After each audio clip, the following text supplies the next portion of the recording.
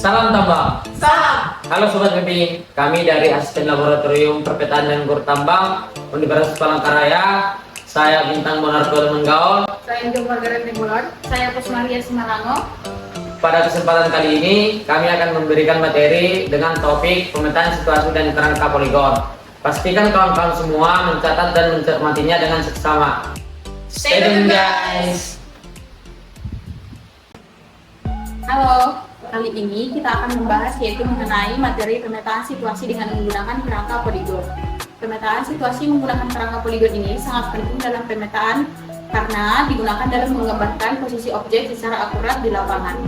Pada kali ini kita akan membahas mulai dari dasar teori, jenis-jenis poligon, dan juga data apa saja sih yang kita perlukan pada saat melakukan pemetaan kerangka poligon.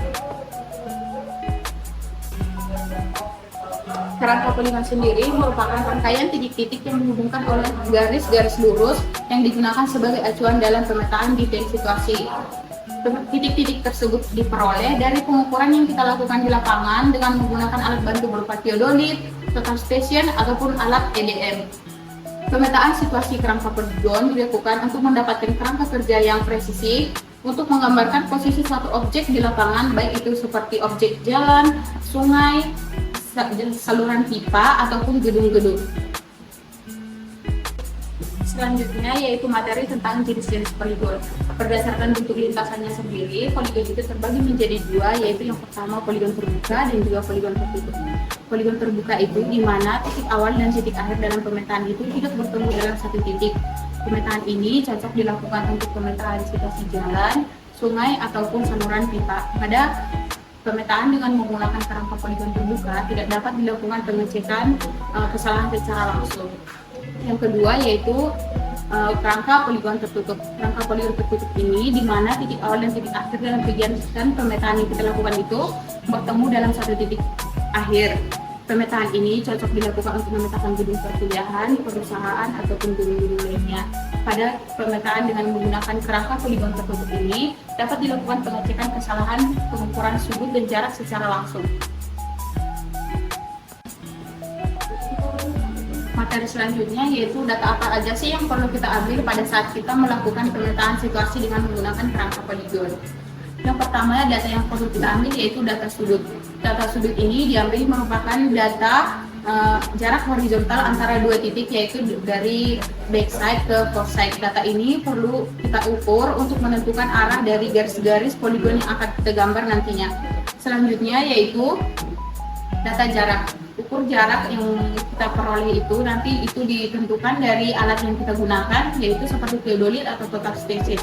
Pada teodolit tentunya kita akan menggunakan data yang kita peroleh, yaitu benang atas dan juga benang bawah. Benang atas dan benang bawah ini nantinya kita akan olah lagi sehingga kita mendapatkan data jarak dari setiap poligon ataupun detail yang kita ukur di lapangan.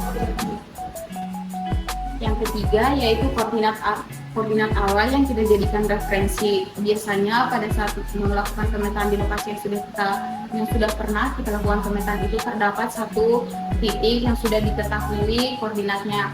Apabila kita melakukan pemetaan di lokasi yang baru, untuk koordinat ikatnya kita bisa peroleh dengan menggunakan alat berupa GPS. Selanjutnya yaitu detail topografi. Detail topografi ini merupakan detail-detail dari bangunan ataupun jalan atau sungai yang akan kita petakan nantinya. Untuk data-data tersebut itu kita peroleh dengan menggunakan alat bantu berupa prisma yang kita letakkan pada setiap detail dari lokasi yang akan kita petakan. Jadi itulah penjelasan tentang pemetaan kerangka poligon mulai dari dasar teori, jenis-jenis poligon, dan juga data apa saja yang kita perlukan. Selanjutnya materi yang akan kita bahas yaitu tentang pengolahan data, pengenalan tabel yang akan dijelaskan oleh teman saya. Halo guys, di sini kita akan membahas tentang tabel pengukuran yang akan kita gunakan dalam mencatat data-data yang kita dapat dari lapangan. Apa aja sih bagian-bagian dari tabel pengukuran? Yuk kita bahas. Nah, berikut adalah tabel pengukuran lapangan yang kita gunakan dalam praktikum. Yang pertama, di bagian atas ada terdapat kelompok, hari, tanggal, lokasi, alat yang merupakan data kita dapatkan di lapangan, tempat kita melakukan pengukuran, dan alat dengan series apa yang kita gunakan. Kemudian di sisi kanan ada koordinat titik ikat X, Y, dan Z yang kita plotting dari hasil posisi awal kita melakukan pengukuran. Nah, kita masuk ke tabelnya. Yang pertama yaitu ada tabel instrumen. Di sini kita mencatat tempat berdirinya alat atau titik yang kita tandai sebagai tempat berdirinya alat.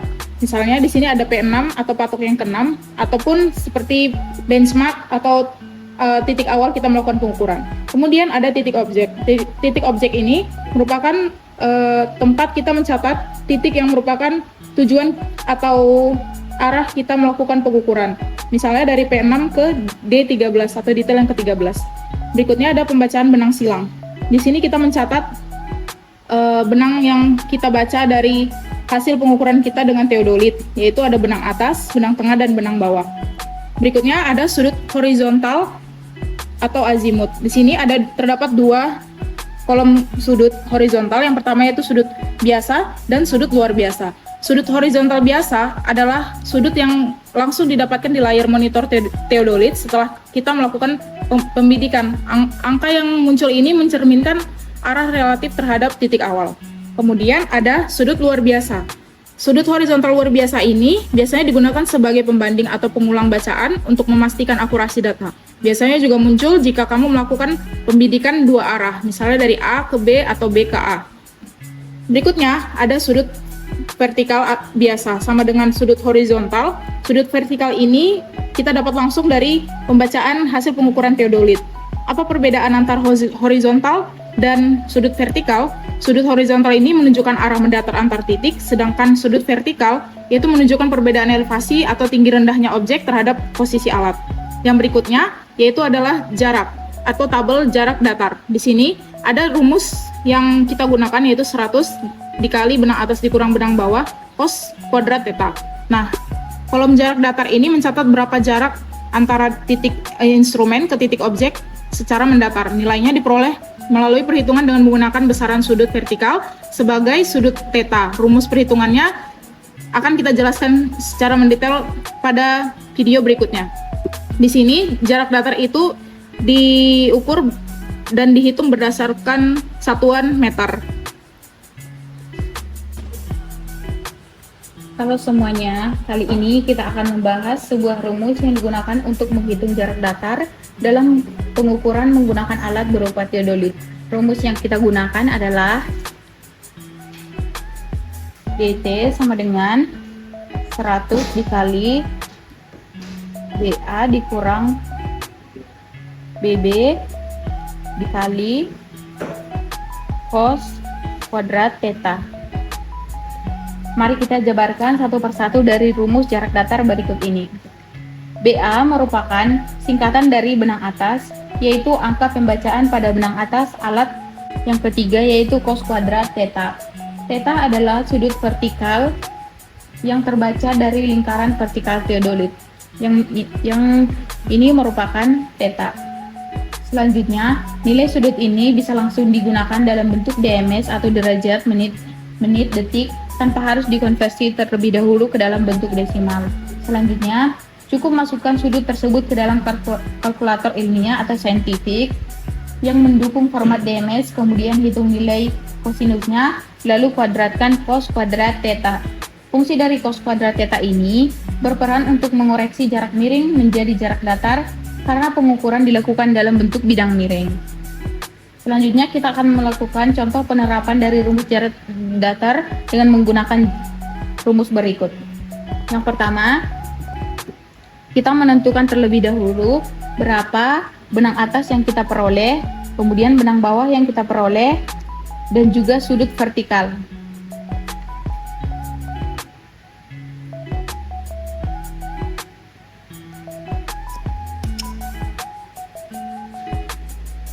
Untuk contoh data yang kita gunakan, benang atasnya yaitu di angka 1,60. Selanjutnya benang bawah yaitu 1,20. Untuk satuan yang kita gunakan pada benang atas dan benang bawah sendiri yaitu pada satuan meter. Selanjutnya sudut vertikal yang kita peroleh di angka 1 derajat 59 menit 0 detik. Selanjutnya angka-angka berikut kita masukkan ke dalam rumus jarak datar, di mana jarak datar 100 dikali buka kurung, kita masukkan berapa benang atas yang kita peroleh, yaitu 1,60 dikurang benang bawah 1,20, kemudian kita kalikan cos, kita masukkan sudut vertikal yang kita peroleh, yaitu 1 derajat 59 menit 0 detik kuadrat, sehingga hasil yang kita peroleh yaitu 100 dikali dalam kurung 1,60 dikurang 1,20 sama dengan 0,40 dikali cos 1 derajat 59 menit 0 detik kuadrat. Setelah kita hitung menggunakan kalkulator saintifik, data yang kita peroleh jarak datarnya yaitu di angka 39,952 meter. Sehingga berdasarkan perhitungan kita ini dilakukan pengukuran dari titik satu dengan titik yang lainnya. Contohnya yaitu dari jarak BM ke D1 diperoleh jarak di lapangan yaitu sepanjang 39,952 meter.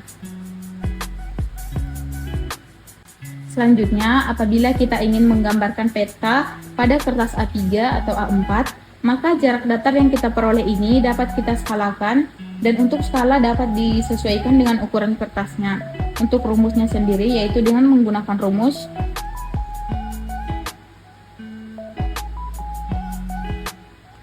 jarak datar dikali skala dibagi 100. Setelah kita mendapatkan jarak datar di angka 39,952 meter, apabila kita ingin membuat peta pada kertas A3 atau A4, maka jarak datar yang kita peroleh dapat diskalakan, dan untuk skala dapat disesuaikan dengan ukuran kertas yang akan kita gunakan. Untuk melakukan penskalaan sendiri, yang pertama, jarak datar ini kita konversi terlebih dahulu ke dalam bentuk cm, di mana 39,952 ini kita kali 100. Hasilnya didapatkan yaitu 3.995,2 cm. Untuk contoh skala yang akan kita gunakan yaitu 1:200. Sehingga untuk menskalakannya yaitu 3.995,2 dikalikan dengan skala yaitu 1/200. Sehingga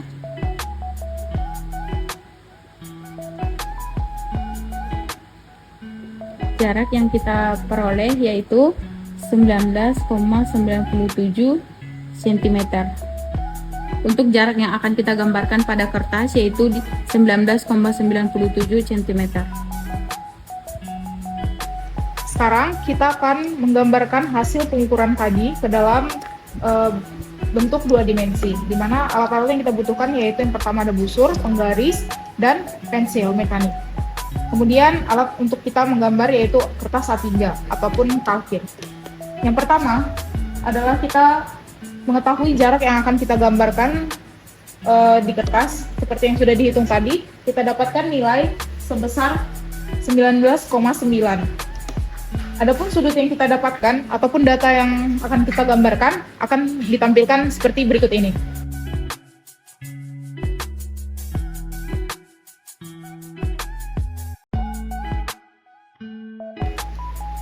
Yang pertama, kita dapatkan sudut pada BM, kita tentukan BM, titik BM, di mana ini merupakan titik awal kita melakukan pengukuran.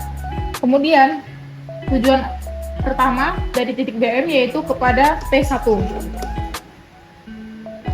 Kita letakkan busur di titik BM, titik tengahnya, seperti berikut ini. Kemudian, kita lihat sudut dari horizontalnya dari BM ke P1 sebesar 241 derajat. Kemudian kita tandai 241 derajat pada busur. Seperti berikut ini. Hasil perhitungan tadi kita dapatkan jarak datar dari BM ke P1 sebesar 19,9 cm. Maka kita tarik garis lurus sepanjang 19,9 cm di kertas A3 seperti berikut ini. Selanjutnya kita menggambarkan detail pada BM atau benchmark ini ada dua. Yang pertama yaitu BM ke detail yang pertama dengan sudut 252 derajat, kita tandain sebagai D1, dan D2 sebesar 300 derajat. D2. Kemudian kita melakukan perhitungan, didapatkan jarak sepanjang 12,4 dari BM ke detail pertama. Lalu kita gambarkan.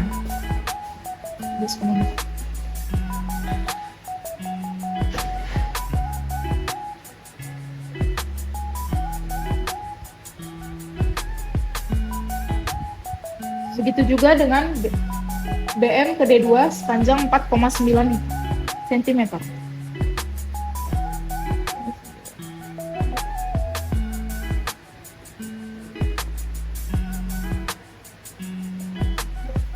Seperti berikut ini. Kita sampai di titik P1.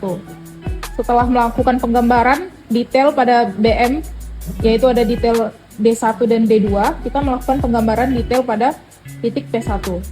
Agak berbeda seperti penggambaran di titik BM, P1 melakukan titik acuan atau titik 0 360 derajat itu ke arah benchmark. Jadi dia tidak ke arah utara, karena BM ini dianggap sebagai titik acuan arah utara yang akan kita lakukan dalam penggambaran. Kita arahkan 360 derajat ke titik BM. Kemudian kita lihat hasil sudut yang terbaca pada teodolit antara P1 ke arah P2 yaitu sebesar 280 derajat. Kemudian kita lakukan penggarisan atau hasil pengukuran yang akan kita gambarkan pada kertas. Didapatkan hasil antara jarak P1 ke arah P2 yaitu sepanjang 8,9 cm.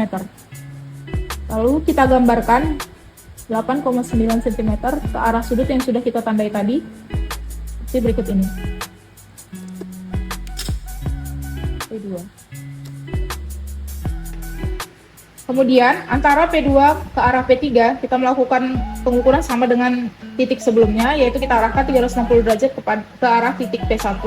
Kemudian kita lihat hasil pembacaan sudut antara P2 ke arah P3 yaitu sebesar 255 derajat dan jaraknya yaitu sebesar 16,9.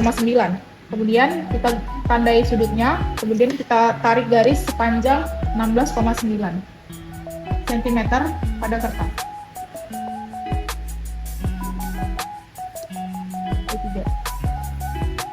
Seperti berikut ini.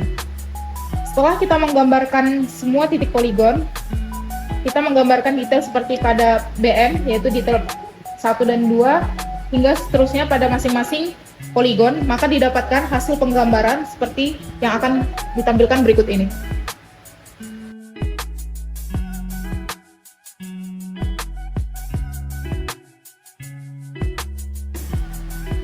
Demikian materi tentang pemetaan kerangka poligon, mulai dari dasar teori, pengenalan tabel pengukuran, perhitungan, dan penggambaran. Semoga materi yang kami sampaikan pada kali ini bermanfaat. Jika ada kekurangan dan kesalahan pada pengucapan kata, kami minta maaf dan sampai jumpa di video berikutnya. Sampai jumpa.